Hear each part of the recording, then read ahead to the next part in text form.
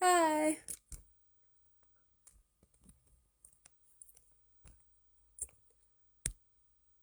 Um,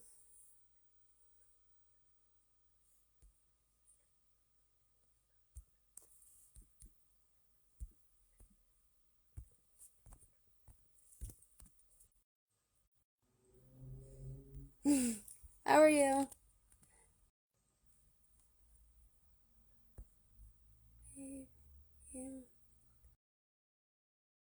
Go live. Come on. Go live. There we Oh, there go. it is. Right. Finally resolved it. Yeah.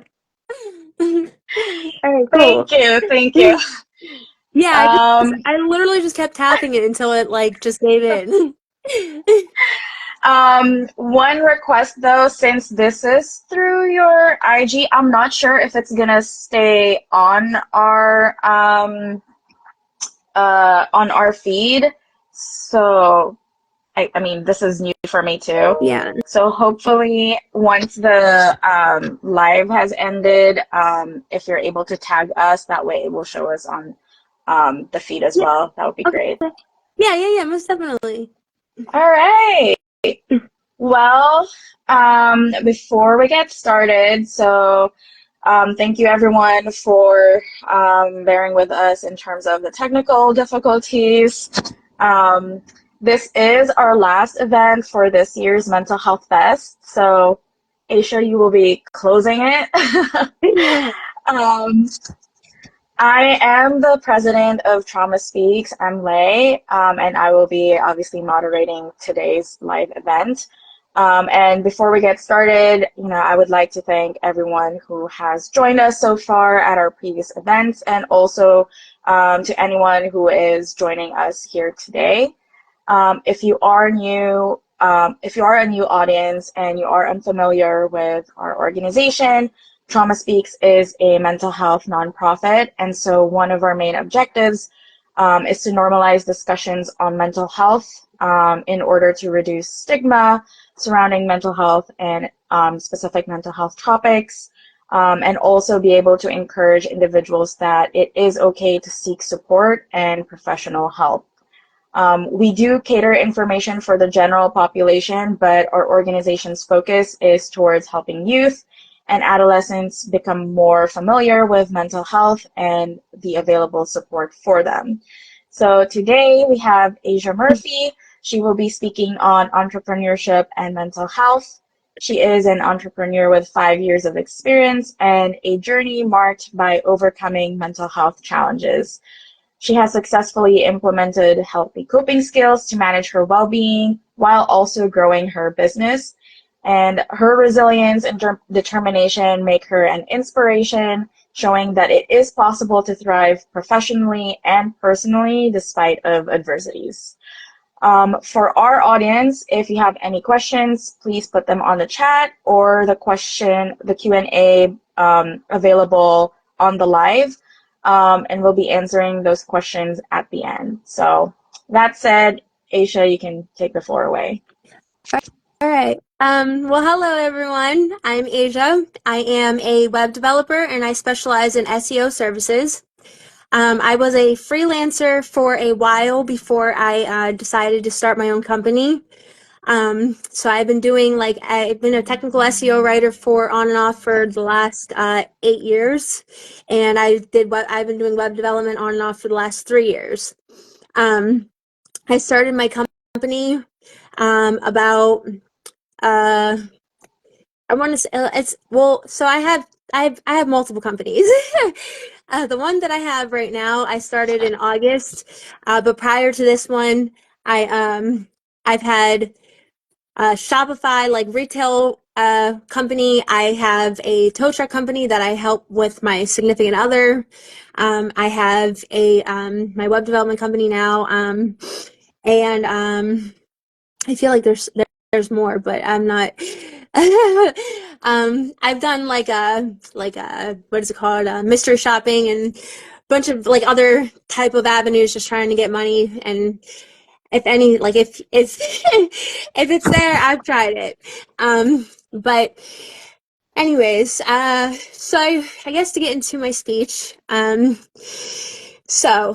know what they say, the road to entrepreneurial success is paved with sleepless nights, endless hustle, and just a touch of delirious insanity. But in all seriousness, folks, we can't ignore the elephant in the room any longer.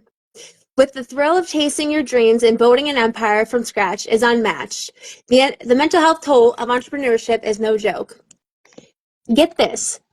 Studies show a whopping 72% of entrepreneurs struggle with mental health issues like depression, anxiety, burnout, and other mental health illnesses. That's over 7 out of 10 of us crazy thinkers and risk takers. The harsh reality is we pour our blood, sweat, and tears into our ventures, only to face constant rejection, financial uncertainties, and looming fear of failure around every corner. It's enough to drive even the most resilient among us to the brink of a meltdown. But fear not, my entrepreneurial comrades. Today, we're going to dive headfirst into the mental health challenges that come with this wild ride of entrepreneurship. And better yet, we'll emerge with strategies and not just survive, but thrive in the face of adversity. But let's be real, a healthy mind is the greatest asset that an entrepreneur can have. It's the secret sauce that fuels our creativity, our perseverance, and our ability to transform impossible dreams into reality. So let's kick things off by addressing the elephant's unruly cousin that lives in the attic, the unique mental health risks that come bundled with entrepreneur mindsets. Now we all know that starting and running a business takes a certain kind of crazy. I mean, who in their right mind would be willing to sign up for a roller coaster of stress, uncertainty, relentless hustle, and entrepreneur entails? But that's what makes us entrepreneurs such a special breed. We thrive on taking risks, defying the odds, and turning our wildest dreams into reality. It's that insatiable drive, that unshakable belief in ourselves, and that propels us forward when everyone else tells us to quit. However, that same mindset that fuels our success can also be our greatest vulnerability. The very trait that makes us unstoppable entrepreneurs, our passion, our tenacity, our unwavering commitment, can quickly spiral into a simple, perfect storm of mental health illnesses. Think about it. The constant pressure to perform, the fear of failure looming over every decision, the loneliness of being the ultimate decision maker, it's enough to send even the most level-headed among us into a tailspin of stress, anxiety, and burnout. And let's not forget the emotional roller coasters that come with the territory. One day you're basking in the glory of a major win, and the next you're drowning in the depths of rejection or a setback that threatens and derails everything you worked so hard for. It's no wonder that studies show entrepreneurs are twice as likely to suffer from depression compared to the general population. And let's be real, who hasn't had sleepless nights and panic attacks over the flow of problems and major clients' departure? But here's the thing, my fellow trailblazers, acknowledging the mental health risks isn't a sign of weakness, it's a sign of strength. It means we're self-aware enough to recognize that the unique challenges we face and proactive enough to do something about them. Let's dive in and tackle these issues head on, with the same fearless spirit and unwavering determination that led us to become entrepreneurs in the first place. Because at the end of the day, our mental well-being is a secret weapon that fuels our success and ensures we're not only surviving, but thriving in this entrepreneur journey. All right, folks, let's tackle one of the most elusive and sought-after unicorns in the entrepreneurial world, the mythical work-life balance. Now, I know what you're thinking. Work-life balance for an entrepreneur? Yeah, right. And I've got a bridge of Brooklyn to sell to you. But hear me out, my fellow hustlers. We've all been there before. Burning the midnight oil, surviving on caffeine and sheer willpower, sacrificing precious moments with our loved ones, all in pursuit of our entrepreneur dreams. And let's be real, there's a certain thrill and sensation of badassery that comes with being that dedicated and committed to our craft. But at what cost? Studies show that a staggering 68% of entrepreneurs work more than 60 hours a week, putting their physical and mental health at serious risk. And let's not forget that the toll that it takes on our relationships, our hobbies, and all of those things that makes it worth living. So let me tell you this. Is burying yourself alive and work really the key to success? Or is it just one way to take it to burnout, resentment, and a whole lot of regrets down the line? The truth is, my friends, we can't pour from an empty cup. We need to learn to refill our tanks, to prioritize self-care and personal time if we want to show up as our best, most creative, and most innovative selves in our businesses. And contrary to popular belief, striking that elusive work-life balance isn't just some pipe dream reserved for corporate drones. Nope, it's totally achievable goal for us entrepreneurs too, as long as we approach it in the same determination and outside-the-box thinking that we apply to our businesses. We need to become masterminds of time management, prioritizing our tasks and learning to say no to the things that don't truly serve us or our goals. We need to set boundaries, both physical and mental, that enable us to truly unplug and recharge when we're off the clock. And most importantly, we need to cultivate a circle of support, whether it's our families, our friends, or our fellow entrepreneurs who understand the unique challenges we face. Because let's face it, trying to go at it alone is a surefire recipe for burnout and loneliness. So let's make a pact right now. Let's vow to stop glorifying the hustle at the expense of our well-being. Let's embrace the fact that we're not just entrepreneurs, but human beings with rich, multifaceted lives that deserve to be nurtured and celebrated.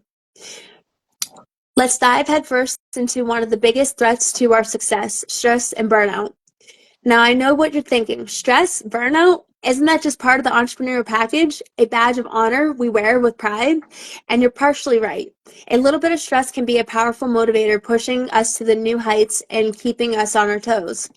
But when that stress starts feeling more like relentless tidal waves, threatening to drown us in a sea of deadlines, overwhelm, and sheer exhaustion, that's when we need to take a step back and reevaluate our approach. Because let's be real, my friends, burnout is no joke. It's a sneaky, insidious beast that can creep up inside us when we least expect it, leaving us feeling drained, unmotivated, and questioning what we ever thought this whole entrepreneurship thing was a good idea in the first place. But fear not, for I come bearing an arsenal of stress-busting, burnout-banishing weapons that will have you feeling like a superhero in no time. First up, we've got the power of self-awareness. We need to have self-awareness and recognize the early signs of stress and burnout, whether it's physical symptoms like headaches or muscle tension, or emotional ones like irritability or lack of focus. Next, we got magic of relaxation techniques, from breathing exercises to meditation to good old-fashioned pound the pavement or therapeutic run. These tools are like a soothing balm for our frazzled entrepreneur souls. And let's not forget the importance of self-care, my friends. We need to treat our bodies like the high-performance machines they are, fueling them with nutritious foods, getting plenty of restoration sleep, and making time for activities that bring us joy and rejuvenation. But perhaps most importantly, we need to embrace the power of saying no. That's right. I'm giving you all official permission to start declining requests, setting boundaries, and prioritizing your well-being over the endless demands of your business. Because at the end of the day, what good are we to our ventures if we're running on empty? Burnout is the ultimate dream killer, sapping us of our creativity, our drive, and our ability to make wise, strategic decisions. Let's make a pact right here, right now. Let's vow to take our stress and burnout prevention seriously, to treat it with the same level of importance as we do with our financial projections and marketing strategies. It's time to talk about something that's often overlooked in the business world, but it's arguably one of the most powerful weapons in our arsenal: emotional resilience and a growth mindset. Now, I know what you're thinking. But Asia, I'm tough as nails. I'm an entrepreneur. I don't have time for all that touchy-feely stuff. And I hear you, my friends. Believe me, I do. We've all been conditioned to believe that success in business is solely about hustle, grit, and relentless pursuit of profits. But here's the cold, hard truth. Without emotional resilience and a growth mindset, we're essentially fighting that entrepreneur battle with one hand behind our backs. Let's start with emotional resilience. This bad boy is like a suit of armor to our psyche, protecting us from the inevitable blows that come with running a business. Rejection, failure, setbacks, they're all part of that game, my friends. But with the entrepreneurial resilience, we can learn to roll with the punches, to pick ourselves up and keep moving forward with unwavering determination. And trust me, I know how tempting it can be to wallow in self-pity or lash out in anger when things don't go our way. But emotional resilience always takes a step back, take a deep breath, and respond to challenges with a clear head and a level of grace that will have our competitors grin with envy. But emotional resilience alone isn't enough to truly thrive in an entrepreneurial world. Nope, we need to pair it with a growth mindset, a fundamental belief that our abilities and intelligence aren't enough, but can be developed and expanded through hard work, dedication, and a willingness to learn from our mistakes. With a growth mindset, failure isn't a source of shame or embarrassment. Instead, it's an opportunity for growth and a chance to course correct and emerge stronger, wiser, and more equipped to tackle whatever challenges come our way. Let's be real, my friends. The entrepreneur journey is a giant, continuous learning curve. Every day we are faced with new obstacles, new technologies, new market trends to navigate. Without a growth mindset, we'd be stuck in a rut, clinging to old ways, thinking, and inevitably getting left in the dust by our more adaptable competitors. But with a growth mindset, we become unstoppable forces of nature, constantly evolving, constantly seeking out new knowledge and experience that can propel us to greater heights of success. So let's make a pact right here, right now. Let's vow to cultivate our emotional resilience and embrace a growth mindset with the same fever we bring to our businesses. Let's become masters of turning adversity into opportunity and failures into stepping stones towards greatness. It's time to tackle one of the most difficult yet powerful things we can do with our mental health and overall success, seeking help and building a rock solid support network. Now, I know what you're thinking, but Asia, I'm a self made success story. I don't need any help from anyone. And trust me, I get it. We entrepreneurs are fiercely independent bunch, conditioned to believe that asking for help is a sign of weakness or failure. But allow me to let you in on a secret. My friends, the most successful entrepreneurs out there aren't lone wolves. No, they are part of an interconnected pact, drawing strength and wisdom from a carefully curated network of mentors, peers, and professionals who can provide guidance, support, and a much needed reality check when the entrepreneur roller coaster gets a little too wild. Think about it this way. Even the most badass superheroes out there have a trusty sidekick or a whole squad of backup. Why? Because they know that going it out alone is a surefire way to get overwhelmed, burned out, and ultimately defeated by the countless challenges and villains they face. So why should entrepreneurs be different? We're essentially superheroes in our own right, battling daily against the forces of uncertainty, risk, and ever-looming specter of fail. Wouldn't it be downright foolish to try and take on all of those foes single-handedly? That's why building a support network must be the top priority of each of us. We need to surround ourselves with people who get it, who understand the unique challenges and pressures we face as entrepreneurs, and who can offer a listening ear, sage advice, and just as good old-fashioned pep talk when we need it the most. And let's not forget a the power of professional help, my friends, whether it's seeking out a therapist or counselor to help us navigate the emotional roller coaster of entrepreneur, or hiring a business coach to provide an outside perspective and accountability. Investing in these resources isn't a luxury, it's a necessity for our long-term success and well-being. Because let's be real, trying to go at it alone is like trying to scale Mount Everest without any gear or support crew. Sure, you might make it part the way up, but eventually the lack of resources, guidance, and backup will catch up to you, and you'll find yourself in a whirlwind of trouble. So let's make a pact right here, right now. Let's vow to shed the outdated notion that seeking help and building a support network is a sign of weakness. Instead, let's embrace it as a sign of strength, resilience, and a deep commitment to our long-term success and well-being. It's time to put all that knowledge and wisdom we've gained into action. Because let's be real, sitting through a lecture and or a presentation is is all well and good, but true learning happens when we get our hands dirty. when we dive headfirst into real life scenarios and interactive exercises that challenges us to flex those mental health muscles. So who's ready to step up and into the ring and go a few rounds with some of the toughest mental health challenges the entrepreneur world can throw at us? First, we have good old cash flow conundrum.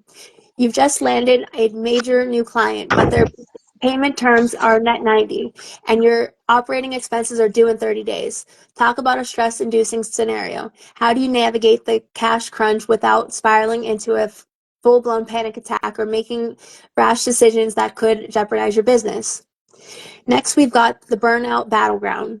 You've been working around the clock for months, sacrificing sleep, exercise, and any semblance of social life, all in pursuit of that big dream or launch. But now you're feeling utterly drained and unmotivated and questioning whether it's worth it. What steps can you take to course correct, recharge those batteries, and reignite that entrepreneur fire? And let's not forget the imposter syndrome showdown. Despite all your success and accomplishment, you can't shake the nagging feeling that you're a fraud, that you're not truly deserving of your entrepreneur status. How can you silence that inner critic and cultivate a healthy sense of self-confidence and self-worth? But wait, there's more. We've got the rejection gauntlet, where we'll explore strategies in building emotional resilience in the face of disappointing setbacks or missed opportunities. And who could forget the ever-dreaded work-life imbalance obstacle course? And we'll tackle the challenges of setting boundaries and prioritizing self-care amidst the never-ending demands of running a business. Now, I know what you're thinking. Asia, this all sounds terrifying and overwhelming. And you're absolutely right, my friends. But this precisely is why we need to confront these scenarios head on in a safe and supportive environment where we can practice our coping strategies, sharing our experiences and learning from one another. Because at the end of the day, the entrepreneur journey is filled with obstacles, challenges, and mental health landmines just waiting for us to trip up. But by preparing ourselves, by building our resilience and honing our problem-solving skills, we can approach each hurdle with confidence, grit, and a whole lot of entrepreneur swagger. We've covered a lot of ground today, from understanding the unique mental health challenges we face to practical strategies for building resilience, managing stress, and cultivating a rockstar support network. But now it's time to equip you with the ultimate arsenal of resources and tools to slay those mental health dragons once and for all. First up, we've got the Literary Artillery, a curated selection of must-read books that will have you feeling like a mental health ninja in no time. From classic self-help tomes to like The Power of Positive Thinking to modern-day game changers like Atomic Habits and The Untethering Soul. These page turners are packed with wisdom, inspiration, and practical advice for cultivating a healthier and more resilient mindset. But who has time for reading when you're busy building an empire? Am I right? That's why we've got a stacked lineup of podcasts and audio resources that you can soak up during your commute, workout, and whenever you've got a spare moment. From interviews with industry titans sharing their mental health journeys to guided meditations and mindful exercises, these auditory gems will become your new best friend on the path of entrepreneurial well-being. And let's not forget the power of technology, my friends. We've got a veritable smorgasbord of apps and online tools designed to help you track your moods, practice relaxation techniques, and even connect with virtual communities of like-minded entrepreneurs facing similar struggles. But perhaps the most valuable resource of all are the real-life support systems and communities that can provide a much-needed lifeline when the entrepreneurial roller coaster gets a little too wild. We're talking therapists, counselors, coaches, and peer support groups, people who truly get it and understand the unique pressures and challenges we face as entrepreneurs. And we can offer a listening ear, sage advice, and a whole lot of empathy when we need it the most. Now, I know what you're thinking. Asia, this all sounds great, but how do I even begin to navigate this vast sea of sources? And that's a fair question, my friends, but fear not, I've got your back. Along with this comprehensive list of books, podcasts, apps, and support services, I'll also be providing you with a handy-dandy resource guide that breaks everything down by category so you can easily find the tools and resources that best fit your specific needs and goals. Because let's be real, managing our mental health and entrepreneurs isn't a one size fits all endeavor. It's an ongoing journey of self discovery, trial and error, and continuously seeking out the strategies and support systems that work best for all us individuals. So let's make a pact right here, right now. Let's vow to treat our mental health with the same level of priority and dedication that we bring to our businesses. Let's embrace these resources and tools and valuable investments in our overall success and well-being. And let's never be afraid to seek out new avenues of support and growth as our entrepreneurial journey evolve. I think it's safe to say we've covered a hell lot of ground today, from diving deep into the mental health challenges that come hand in hand with this crazy ride we call entrepreneurship, to arming ourselves with arsenal of strategies and tools for building resilience, managing stress, and cultivating a rockstar support network. We've left no stone unturned in our quest to peak mental health fitness. But here's the thing, my friends, the real work starts now, because we all know maintaining our mental well-being as entrepreneurs isn't a one and done kind of deal. Nope, it's an ongoing journey and never-ending battle against the forces of overwhelm, burnout, and good old-fashioned self-doubt. And just like the epic quest, there will be twists and turns, setbacks and victories, moments where we feel like unstoppable warriors, and others where we curl up in the fetal position, questioning all our life choices. And that's okay, my friends. That's part of the entrepreneur experience, because at the end of the day, it's not about achieving some mythical state of perpetual zen and inner peace. It's about showing ourselves and our businesses with the same level of grit, determination, and unwavering commitment that led us to this crazy leap in the first place. It's about embracing the fact that we're human beings with the messy emotions, insecurities, and mental health hurdles that come with the territory. And it's about treating those challenges not as weaknesses to be ashamed of, but as opportunities of growth, resilience, and ultimately a deeper sense of purpose and fulfillment in our work and our lives. So as we venture forth in this gathering, let's make a pact, a sacred vow to prioritize our mental well-being with the same fervor we bring to our business. Let's surround ourselves with the resources, tools, and support systems that will navigate this inevitable ups and downs of entrepreneur journey. And most importantly, let's never forget where we are, my friends. We're a tribe of fearless risk takers, dream chasers, and world changers, united in our commitment to not just survive, but thrive in the face of adversity. Because at the end of the day, that's what true entrepreneurs' success is all about. Not just building empires, but building lives and mindsets that are rich, fulfilling, and resilient enough to weather any storm that comes our way.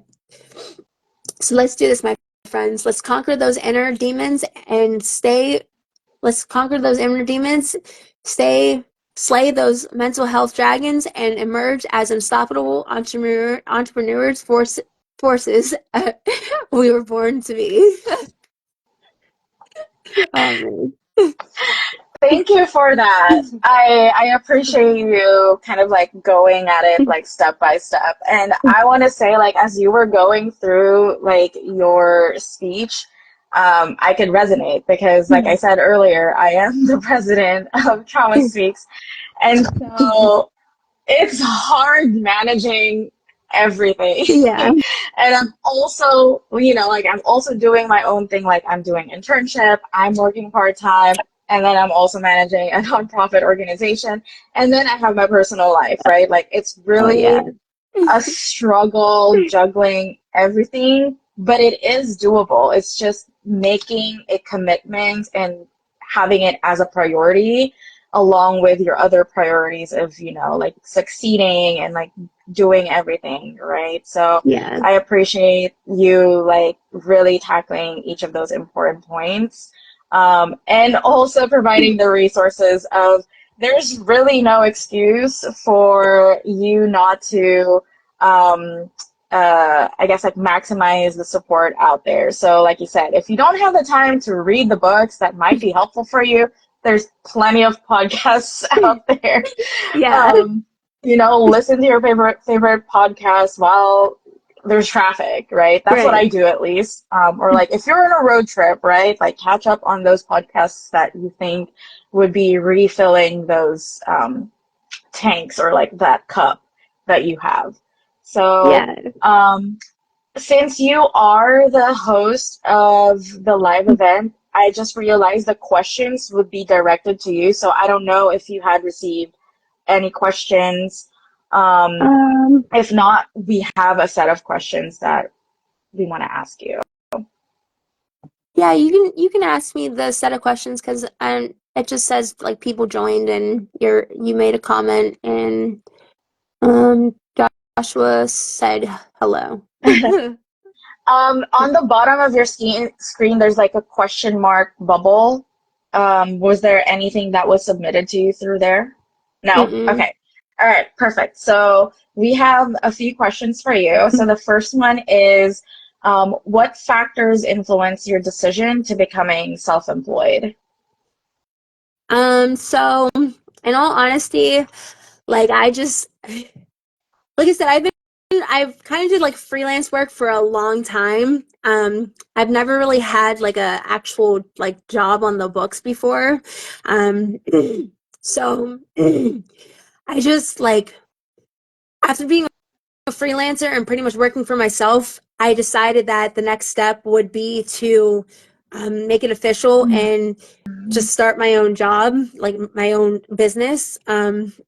So that's what I did.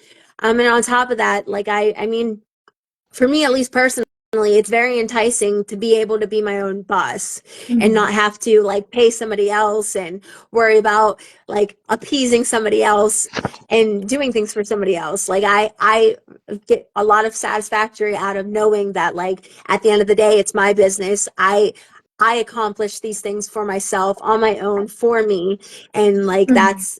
that's what that's what keeps me motivated. Okay.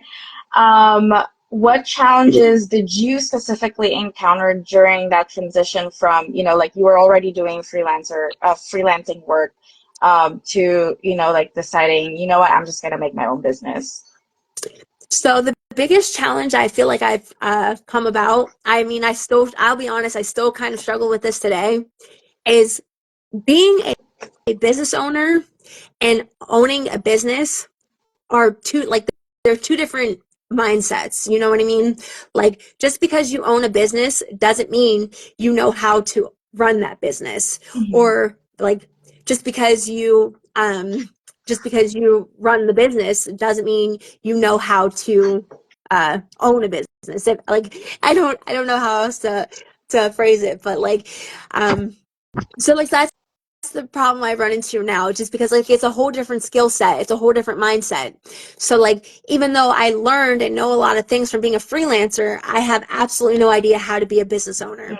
Um, and I can take like a lot of the things that I've learned as a freelancer and apply it to being a business owner, but at the same time, like it definitely is just a completely different skill set. It's um, there's a lot of different territories and like rules and regulations, and there's a lot of different other like just yeah, just stipulations that as a freelancer you don't really have to worry about compared to as a business owner. Like you got to make sure that like you get your taxes in, you got to make Yeah. sure that you're covering all ends, or else like your business is going to be classified as a hobby, and I'm not trying to be a hobby.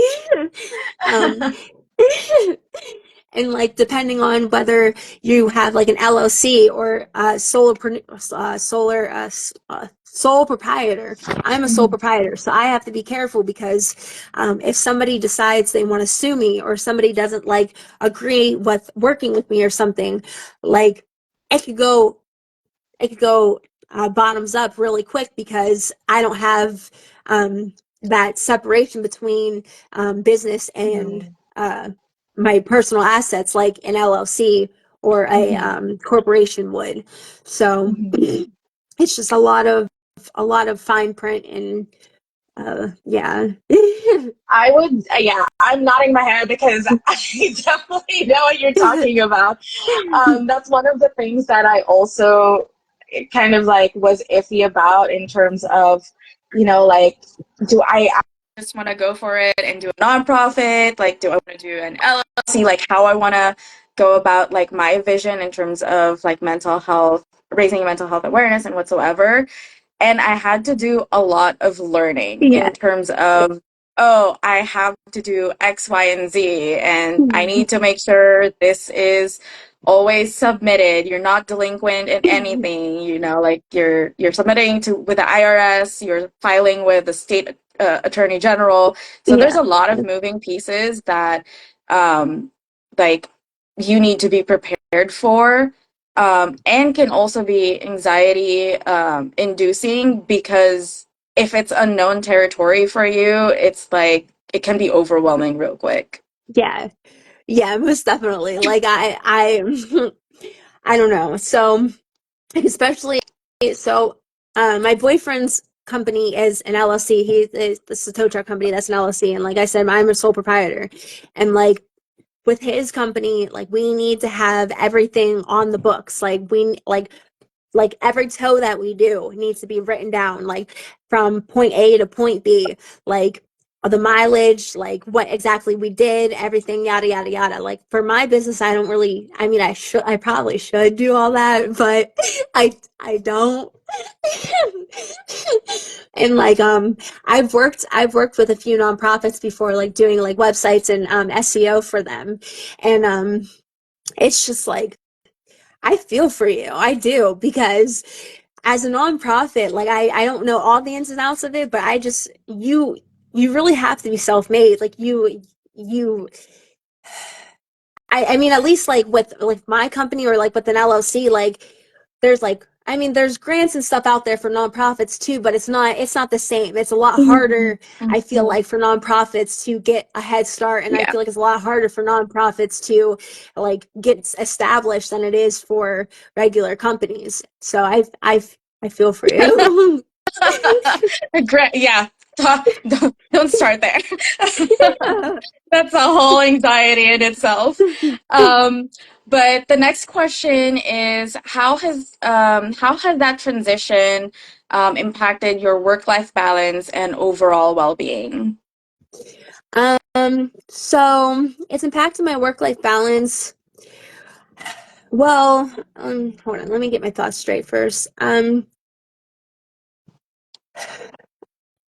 So I'll be honest, like I've never really been the most organized person. Like I try so hard to be organized, and it's just like it doesn't work for me.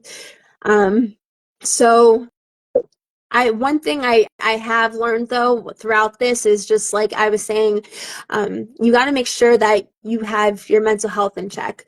So like what I'll do, like no matter what, once a week I splurge on myself, whether it's taking a bath, whether it's taking a long shower, whether it's like dyeing my hair, whether it's like just once a week, no matter what, like I make sure that I get that self-care in and I get something in that like fulfills me mentally and stimulates me mentally so that I don't have to like be so much in a rut and be so chaotic and just like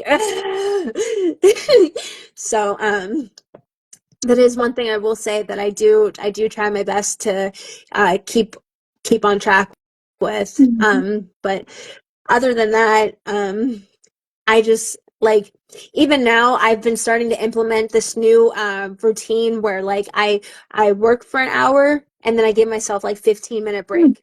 And then I work for another hour and then I give myself a 15-minute break. And like it's kind of it's been pretty good so far, honestly. Like I highly recommend doing something like that if you have like a lot of work going on and Yeah. not much time to manage it. Like it helps, and you can get so much done in 15 minutes, not 15 minutes, Yeah. in an hour. Yeah. Like it's Yeah. crazy. I definitely agree because it's so easy, like the grind culture, right? Like it's so Yeah, glorified that it can easily just like time flies and then you realize, oh, I haven't stood up, I haven't gone to the bathroom, I haven't eaten anything, right? And all of those things are really important in terms of how you're functioning because like if you're constantly working, your brain is working, you're burning calories, right? Like you're gonna get fatigued.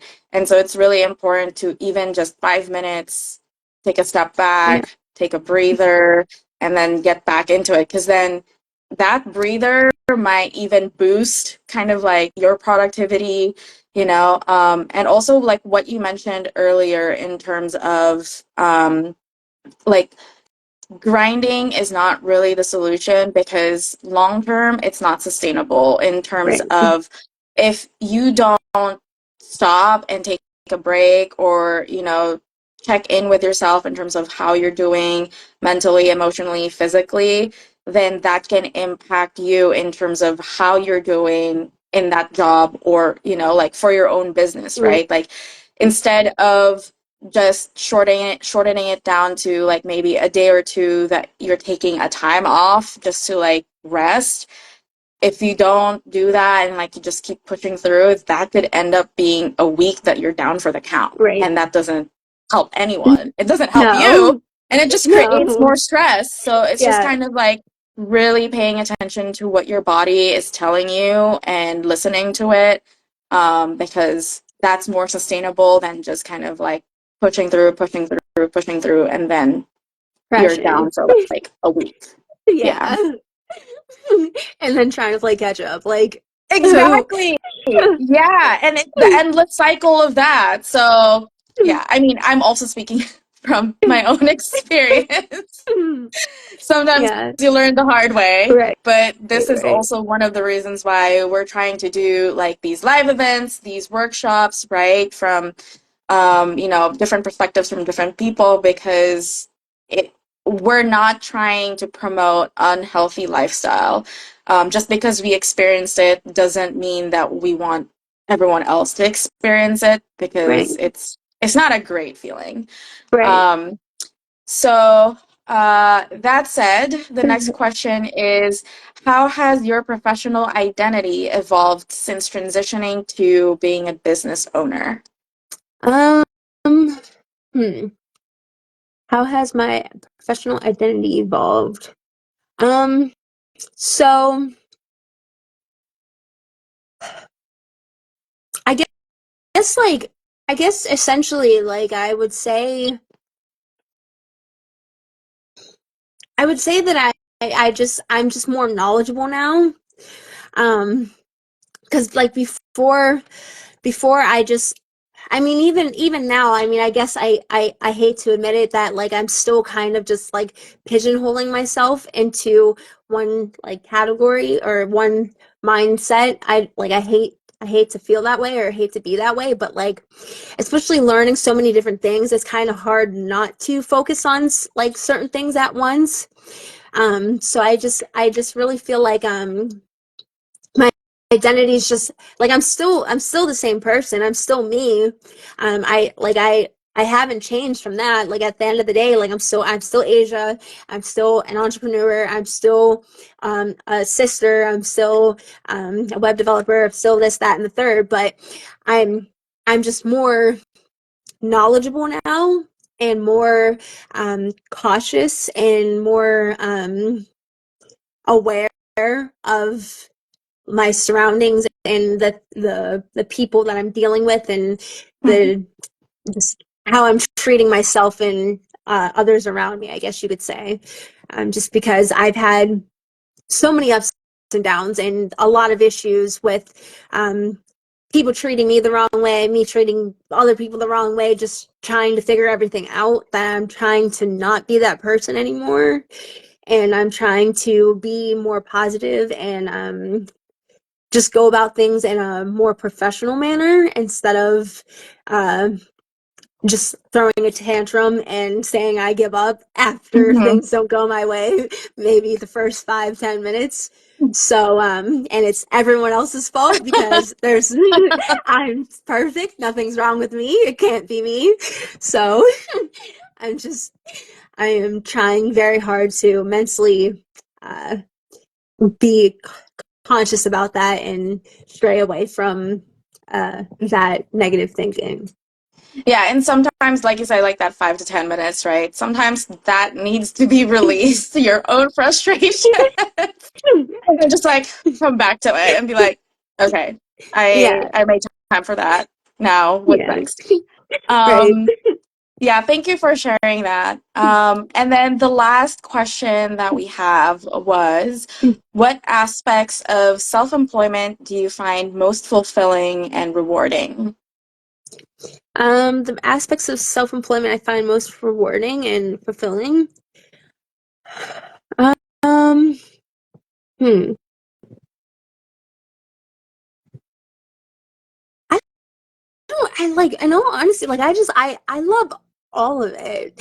Like I'm trying to pick like one like specific thing, but like I love okay, so I love being able to be my boss. I love being able to meet so many different people. Like because I feel like if I wasn't in the career that I or the path that I'm in, like I wouldn't go out of my way to Mhm. actively try to market myself and meet these new people and strategize and talk to all these wonderful people that I come in contact with because I wouldn't have a reason to. So like now I get to experience like so many different things and so many wonderful different things and so many different people because like I am forcing myself to put myself out there. I am Mhm. forcing myself to experience new things and I'm forcing myself to uh, just be a different person every day and not I don't know if that's maybe like the best way to put it but like literally I get to be whoever I want every day and I just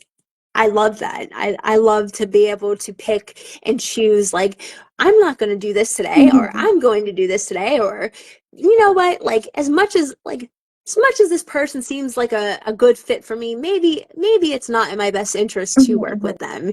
Or Mhm.